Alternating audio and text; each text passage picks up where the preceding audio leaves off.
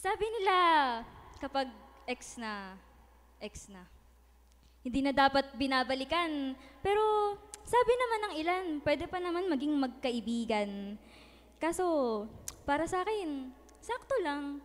Depende sa ipinaglalaban at kung meron pa bang laban.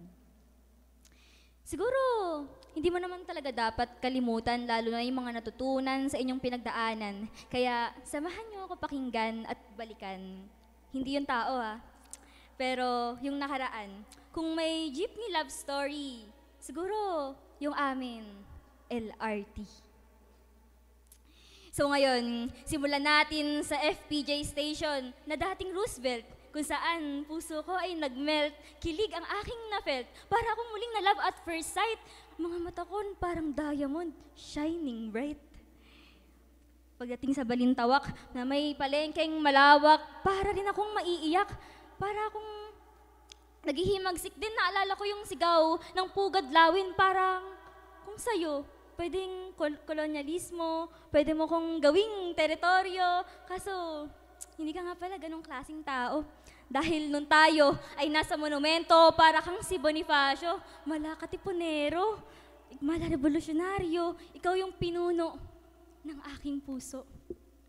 Nandito na tayo sa Fifth Avenue, may katipunero is to the rescue. That time meron kasing bagong sakay, hindi niya pinaupo. Pero nung ako yung tumayo, sabi niya, Miss, dito ka na.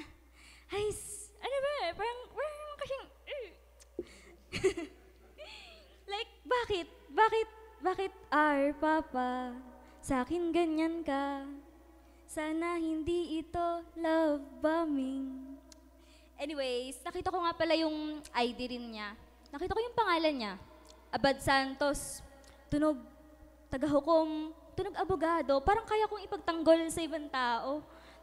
At nung nasa Blooming Treat na tayo kung saan maraming medical na produkto, kung malamigan ako, yakap mo lang yung sagot dito. Tumuloy din tayo sa Tayuman, kung saan ngayon lamang nagtama ang ating mga tinginan na para bang may sinasabi. Pero, asyumera lang naman ako. Feeling ko, babalikan mo pa rin ako. Nung kami ay nasa Bambang, hindi ko maiwasang tanungin kung mayroon pa bang puwang o espasyo ang ako sa iyo. Dito na dapat ako bababa sa Doroteo Jose. Pero naalala ko muli kung paano ka sa akin dumiskarte. Di ba dito yun sa Carriedo? Kung saan ka nangako na hindi ka kailanman lalayo. Sana pala nagpahula ako sa Quiapo. Para sa una pa lang alam kong lahat ng iyon ay mapapako. Kasalanan bang malito kung meron pa ring natitirang pagmamahal? Di ba dito tayo sa Central Terminal na sentro raw ng transportasyong ito, ngayong nakita kita, parang ikaw na ulit yung sentro ng buhay ko. Sumunod na stasyon ay United Nation.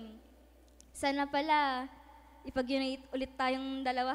Di ba may nagsabi na ang unity daw ay mahalaga? Pero di ba hindi naman yun sapat para ang relasyon natin ay muling gumana? Kasi mayroong pumipigil. Pagdating doon sa Pedro Hill, hindi na nito mabubura ang nakaraan nating dalawa na tayo ay tapos na. Maaring magsimula ng bago dito sa Quirino, gumawa ng bagong kasaysayan, ng bagong pagmamahalan, pero di na para pa. Dahil nandito na tayo sa Vito Cruz, kung saan ka nag-aaral, De La Salle University, Green School. Pero ang daming red flag. At kung